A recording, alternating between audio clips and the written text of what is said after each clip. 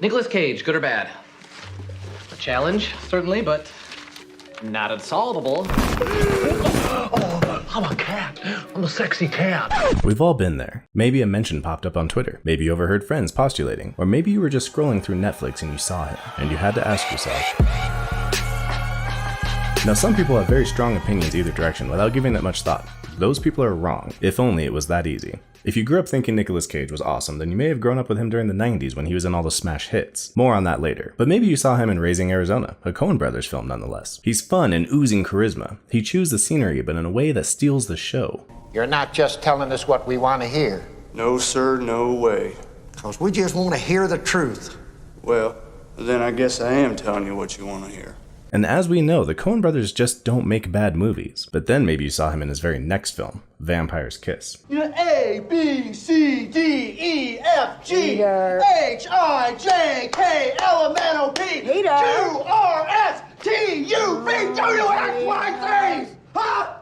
That one muddles the mixture a little bit. But is it possible that what you were seeing was genius and it's your fault if you don't get it? I never misspelled anything! Not once, not one time! Well, that stumbling block isn't a huge hurdle when you get to see him in Leaving Las Vegas, a deep character study about an alcoholic who chooses to drink himself in Sin City with the help of Jennifer Jason Leigh, Elizabeth Shue. What brings you to Las Vegas? I came here to drink myself to death. But did you realize that there were 14 movies between Leaving Las Vegas and Vampire's Kiss? One of the reasons it's hard to get a good idea of the man's acting range is because he's just so prolific. To put it in perspective, Daniel Day-Lewis has only been in 21 films since 1971. Nicolas Cage has been in 21 movies since 2017. As of late, he's in 2 to 3 movies a year on average. Being his agent must be a cakewalk because the man will be in anything. People do not want to see an all-white remake of The Color Purple. Sucks for them. And he doesn't seem like he would have to be. And the Oscar is awarded to Nicolas Cage. In the mid-90s, he was a box office darling. Guys my age knew him from Con Air, Face Off, and The Rock. Oh, really? Huh. Oh, wow. You know, I like history too, and maybe when this is all over, you and I can stop by the souvenir shop together. But right now, I want to find some rockets. Hell, he was opposite Angelina Jolie in Gone in 60 Seconds. That movie rocks, right? Okay, let's ride. Well, honestly, they don't. There's a strange thing with movies from that time period where if you asked a bunch of people in your local Walmart about Con Air, they would generally say something like, yeah, I think that movie's pretty good, right? What did you say, Aunt Selma?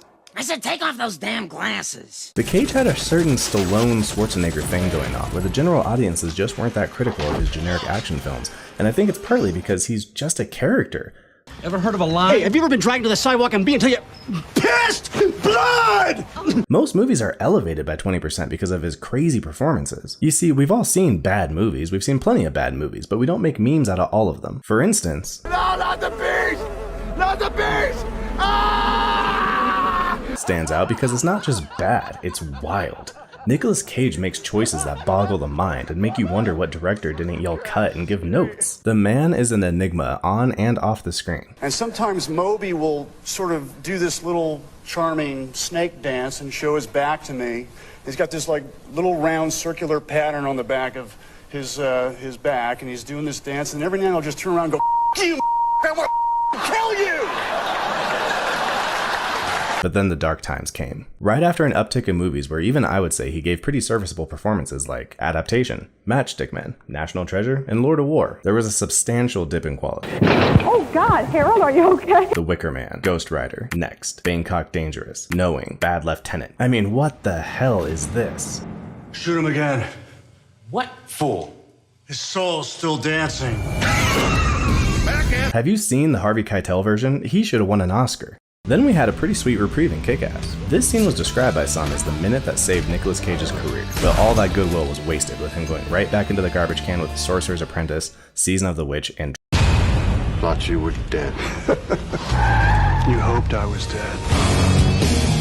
It will never make sense to me why Disney decided that Nicolas Cage, of all people, was going to be the guy that they were going to use to try to launch multiple brands. I understand that National Treasure did well, but they tried like 5 more times. And this all still leaves us with the question of, why does this man take all of these terrible roles? Well, one theory is his spending habits are so wild that he needs the money to pay off debts. But how badly can a man spend his money? By far Cage's costliest purchases, though, they were the numerous properties that he bought and then spent millions of dollars remodeling and having giant parties in. These included a dozen estates variously described as being palatial in nature, including 2 actual castles in Europe, as well as 2 private islands in the Bahamas and the famed La Laurie Mansion in New Orleans. Nicolas Cage returned stolen Mongolian dinosaur skull he bought at gallery.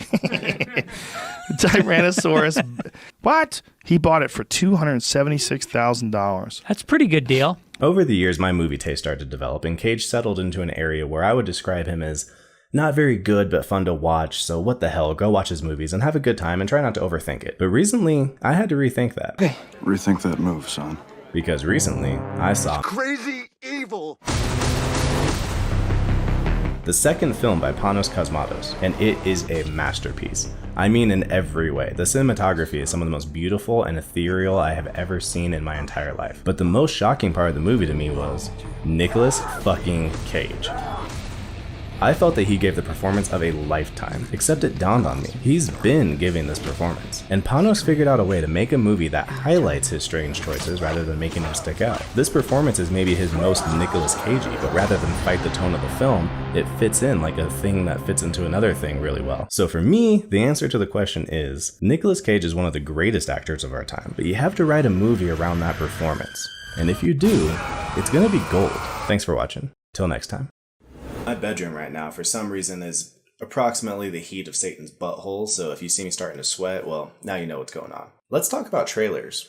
This summer, America's favorite obese family is back.